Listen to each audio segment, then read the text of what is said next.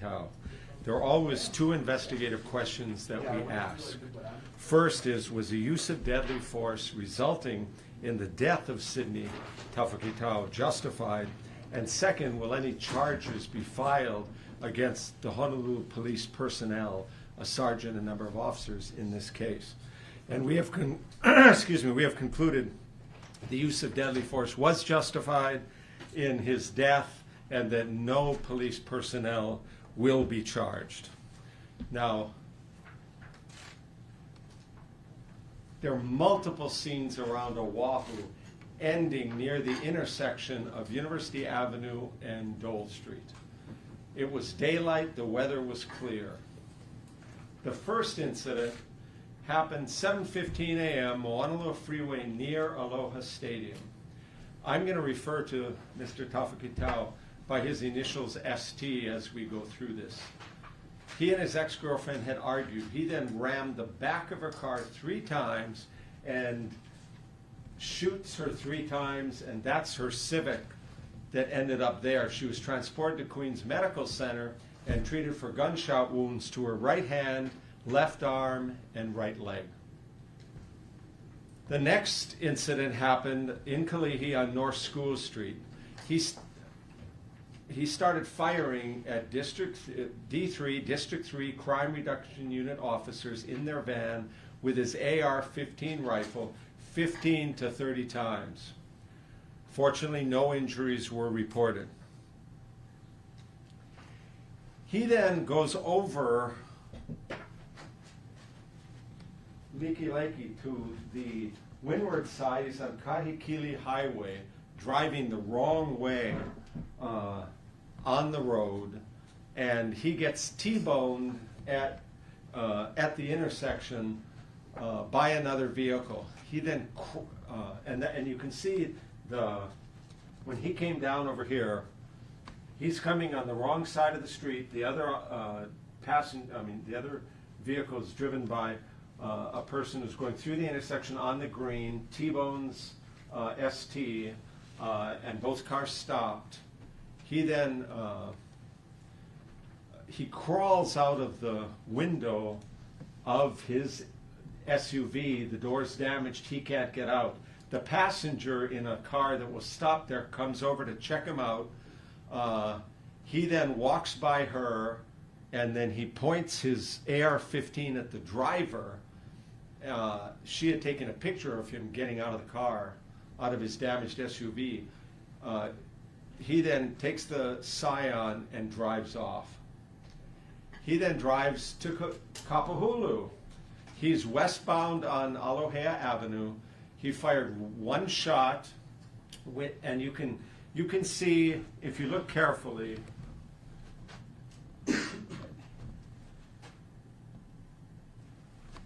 you can see the white Scion. You can see the white Scion. He made 1 shot. No injuries reported, but he did hit the vehicle, and you can see it there. And then there's a close-up as well of the bullet hole. So 1 shot, he hit the vehicle, nobody was injured.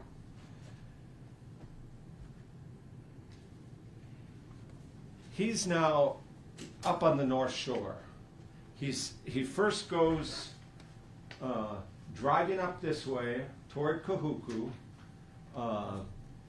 He passes on the right-hand side a motorcycle, sideswipes it, pushing it into oncoming vehicles. He managed to get back, and then he's coming down further this way. There's a police helicopter that's now up in the air trying to locate him. And when they do locate him, he's coming. They see him going on H1, then toward Haleiwa. Then they have to return to the airport to get refueled.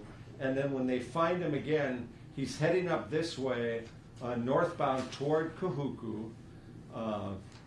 And he's passing all sorts of people into oncoming traffic. And like I say, the HPD helicopter had tracked it.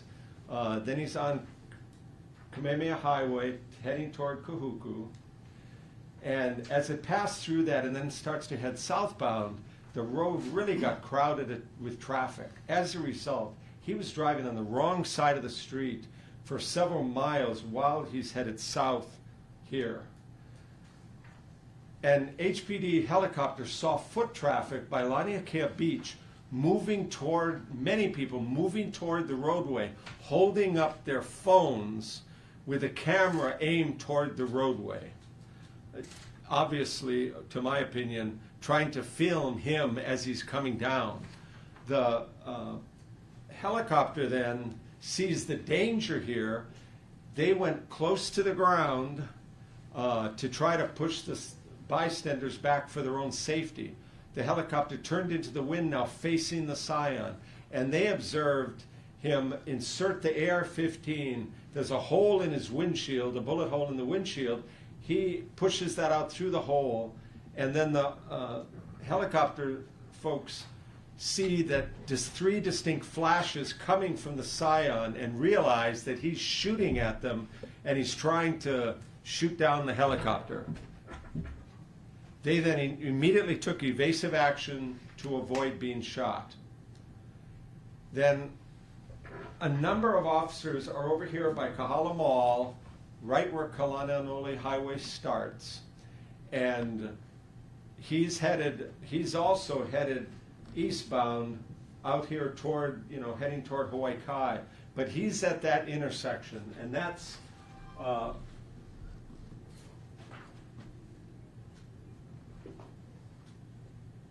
and so he's in the right-hand lane, and he makes a big U-turn to head back westbound on Kalananoli Highway and then onto the freeway. There's several police vehicles that have located him at the same time here, and many of them are lined up here in the area or pulling into the area in the left-handmost lane, and they see him when he drives past.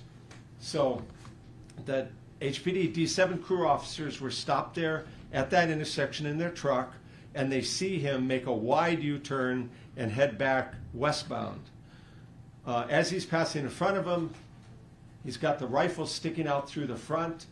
When he first starts and he points it at them, one of the officers fired 3 times at them. He completed the U-turn and headed westbound. An HPD captain was in his subsidized vehicle heading eastbound. He's headed toward the intersection, and he saw ST point his rifle at him and fire multiple shots. No injuries were reported. The sergeant and Officer 1 were in the D3 crew truck approaching the same intersection. As he headed westbound, he fired his rifle at their vehicle. No injuries reported.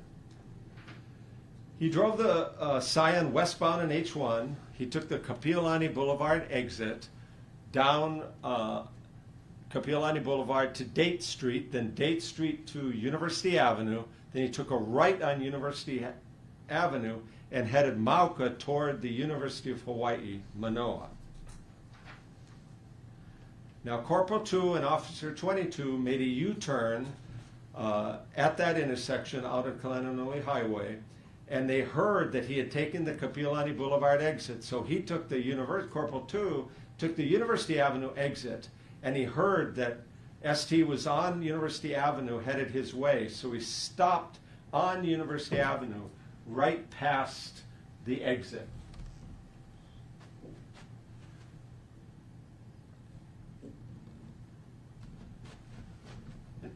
So he stopped his vehicle right next to the music building there on University Avenue.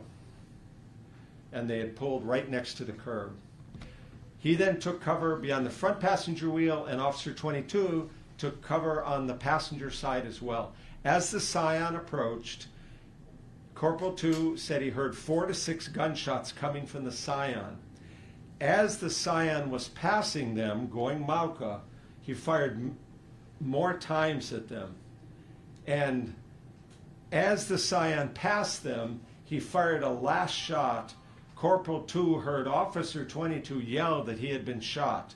So Corporal 22 broadcast on the radio that shots were fired and officer down. He saw blood coming from Officer 22's abdomen. The HPD Sergeant Officer 1, who had been shot at by ST on Kalananoli Highway, had started to pursue them. They heard he had taken Kapiolani Boulevard, So he took King Street off ramp. While stopped at the University Avenue King Street intersection, he saw him pass right in front of them, headed northbound on University Avenue. The sergeant also turned northbound, and before ST reached the intersection, he heard gunshots. So that would have been ST firing at Corporal 2 and Officer 22. The sergeant saw ST pass Dole Street and then saw him open the driver's side door. So he then maneuvered his DC-3 crew truck onto the southbound lanes on University Avenue just north of Dole Street. And he saw ST get out of the Scion holding the rifle. So a number of officers then are converging on this area, and they're all getting on essentially the left side as you're headed Mauka. Those are southbound lanes. So, and you can see where the Scion, he gets out of the car and it kind of drifts back and comes to a stop. ST started shooting at the sergeant's vehicle, and the sergeant officer 1 got out of the D3 crew truck and started shooting back at ST with their Glocks. Shortly, ST fell to the ground, and the sergeant called for a ceasefire. At the same time, officers 4, 5, 6, and 18, who had been in the D7 crew truck back at that same intersection on Kalani'u Highway, they relocated him at that University Avenue and Dole Street intersection. So he started shooting at their vehicle, and so they pulled it onto the southbound lanes again in the same area near where Sergeant 1 was. Officer 4 exited the truck, fired rounds at ST with his own AR-15. Officers 5 and 6 also got out of the vehicle and fired with their Glocks. After ST was shot and went down, Officer 4 learned that Officer 18 in their vehicle had a gunshot head injury from ST. And Officer 18 said that as soon as their truck stopped on University Avenue, just north of Dole Street, again in the southbound lanes, against traffic, he started shooting at them. Officer 18 was struck 3 times, 1 to his head, 1 to the left eye, and 1 to the left shoulder. Officers rendered aid, and he was transported to Queens Medical Center. And they couldn't tell if it was one bullet or a bullet that fragmented and hit him 3 times. So was it separate bullets or is it one? They couldn't tell. Now Officer 2 was driving northbound University Avenue. He saw ST slow get out of the Scion. He stopped there, same area, Mauka of Dole Street on University Avenue. And as ST started, it appeared, falling to the ground, he fired once at him with his own AR-15. Officer 3 heard that ST was headed northbound on University Avenue, so he took the University Avenue exit. He got there ahead of him, and he got out of his car, and ST drove right past him. And I think he's lucky that he didn't get shot. Officer 3 then drove and stopped on University Avenue, facing the southbound lanes just north of Dole Street. And he saw ST standing in the southbound lanes with his rifle. He shot at him with his Glock, and when he went down, Officer 3 yelled at the other officers to cease fire as well. So all of that happened beforehand. Now, they took a picture of the AR-15, and that's, you can see on the photograph, that was found on the ground. And then this is just a street level view. Those are the southbound lanes on the left. You can see the rifle is in the circle, and that's where he came up. That's the Scion. You can see the bullet hole through the front windshield, and that's where it rolled back and stopped by the curb. You can see Bachman Hall in the background. Now, Dr. Kikuchi, forensic pathologist at the medical examiner's office, did the autopsy for Mr. Tafo Kitao. He determined the cause of death to be multiple gunshot wounds, 23 in all. The cause of death, multiple gunshot wounds, right? A toxicology screen was positive for alcohol and for cocaine. His criminal history. Mr. Tafokitau had 14 prior felony convictions started in 1993. And those were the 6 counts of robbery in the second degree, you can see partway down that screen. And then more recently in 2021, 6 counts of robbery in the first degree, 2001, and then sentencing in 2002. The 6 counts of robbery in the first degree, use of a firearm in the commission of a separate felony, and felon in possession. There are also 3 prior misdemeanor or petty misdemeanor cases. He was convicted in March of 2002 of multiple counts of robbery in the first degree and was sent to prison. He then did 20 years. He maxed out his sentence on March 3, 2022, just under 2 years before this incident happened. And sometime later, he told a relative, "I'm not going back to prison." So more recent, before this, in November of 2023, he was charged with numerous offenses via felony information, including felon in possession, place to keep pistol or revolver, 2 counts of possession of prohibited detached ammunition magazine, and a place to keep ammunition. An information warrant of arrest was served on him on that date with bail set at $150,000. He then, bond was posted for him, and he was released on December 1st of 2023. On December 20th of 2023, 3 weeks later, a no bail warrant of arrest was issued for his arrest for the following offenses allegedly committed on December 16, 2023.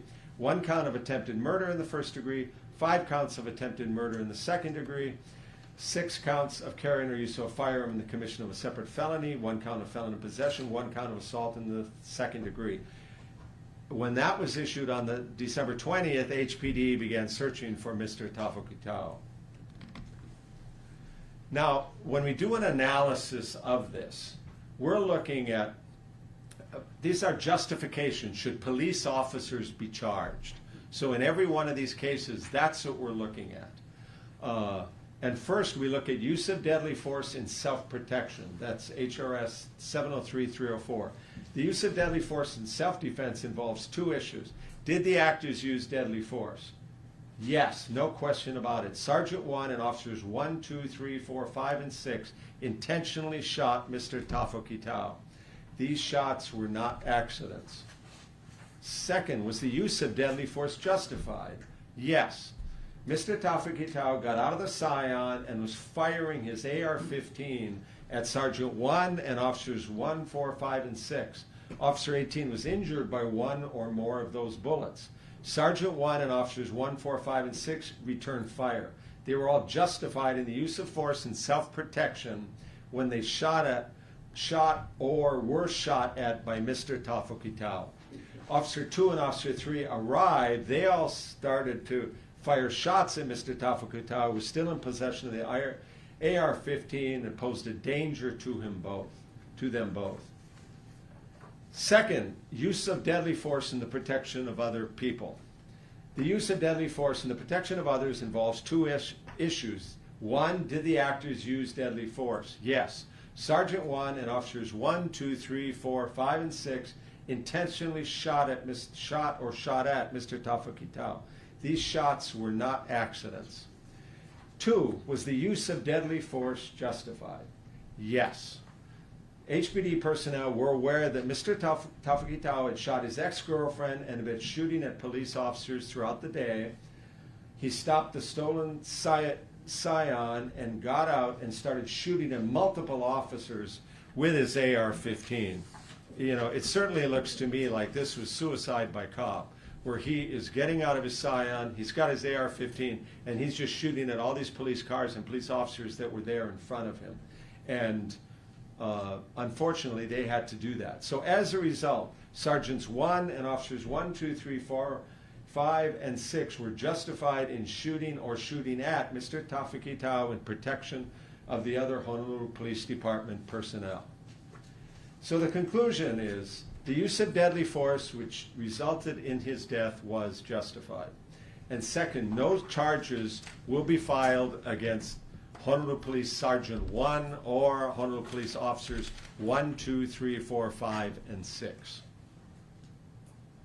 Now, on January 1st, 2024, Mr. Tafuki Tau was on a rampage. He tried to kill his ex-girlfriend, and then he put numerous other drivers at risk with his driving around.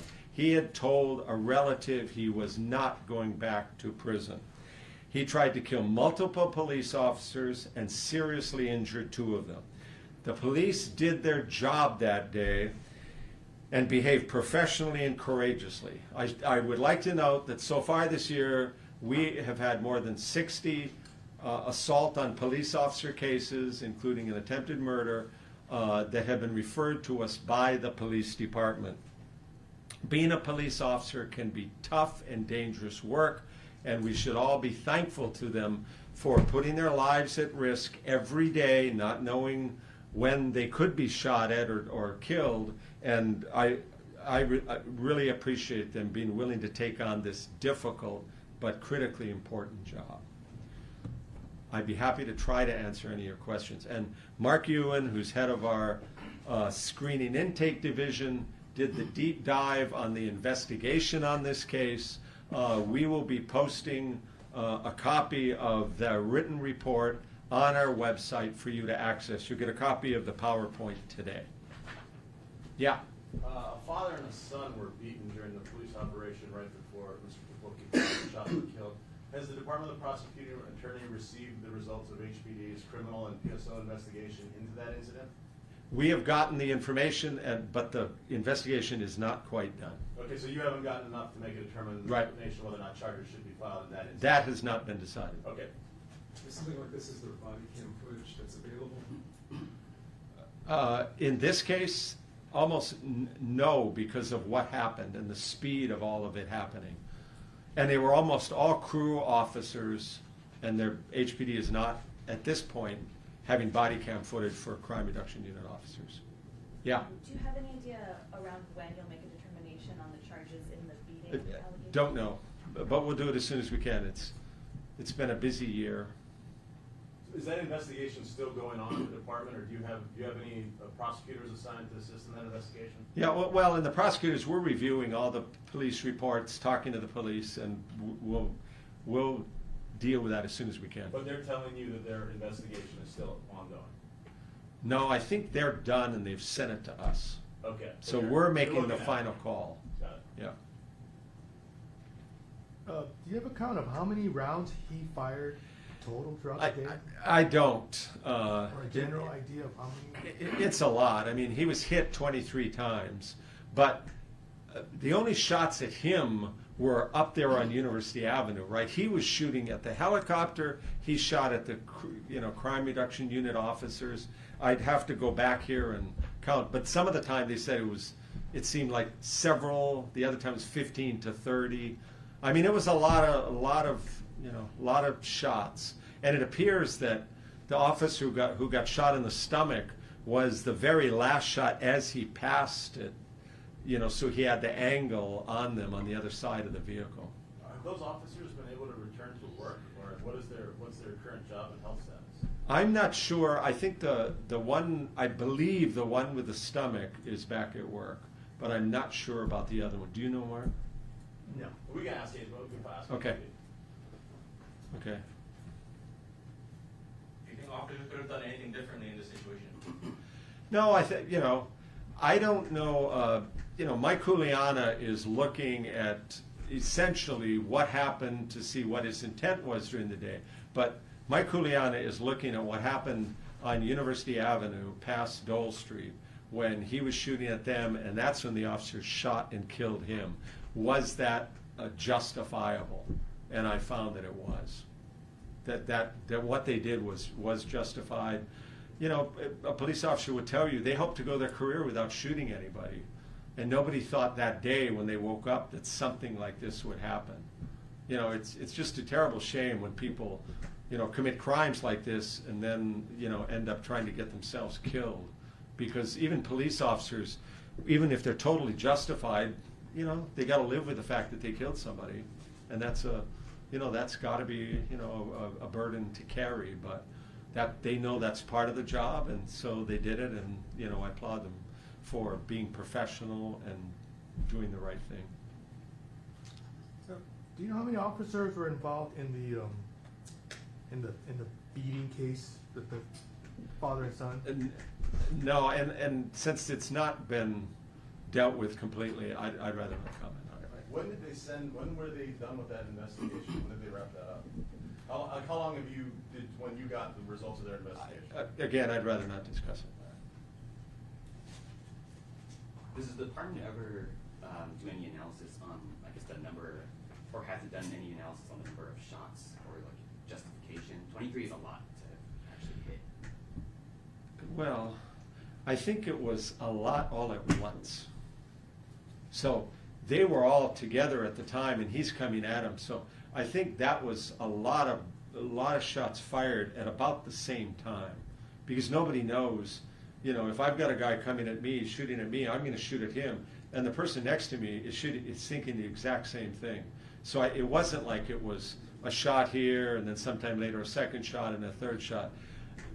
From my analysis here, all these shots were at about the same time over the space of a few seconds when he came out of the car and is approaching them. Because it is several lanes wide on each side, but that is not a huge area. You know, when you look at it on Dole Street, if he's getting out of his car and then just go right across several lanes, and then he's shot and killed and goes to the ground just past the medial strip toward the University Lab School, that this all happened really quickly. And can you say again, I'm not sure if you mentioned it, how long it took from when he left his car until all the firing stopped? I don't know if anyone had a stopwatch on that. My guess would be seconds, because his car is on, you know, in one lane, and he goes right across where this car is up against the curb, and he got out of it before it came to a complete stop. But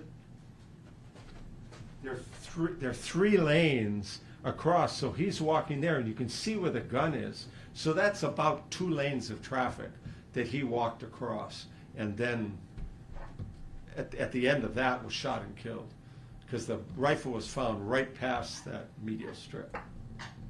And the police have to, you know, this is the real world. They've got somebody shooting an AR-15 at them. They know he shot other people, and he's seriously trying to kill them. So they're all shooting, whether it was with a Glock or whether it was, you know, with an AR-15 for a couple of them. Do you know Yeah. if officers were following policy throughout the day in terms of just the pursuit? Again, my kuleana is, I'll leave that to the police. My kuleana is what happened when the officers used deadly force against Mr. Tafakitau, and was that justified or not? And I found that it is justified. How long was your investigation to determine the outcome of this case? It's, you know, it's taken a while over this year. We're dealing with, you know, there's several officer-involved investigations. We're working on they happen all at the same time. It's typically a division chief who's assigned to do the initial part of it. I think this press conference was delayed a little bit because the Miami case came up again, and I ended up getting involved with that and refamiliarizing myself with all of that.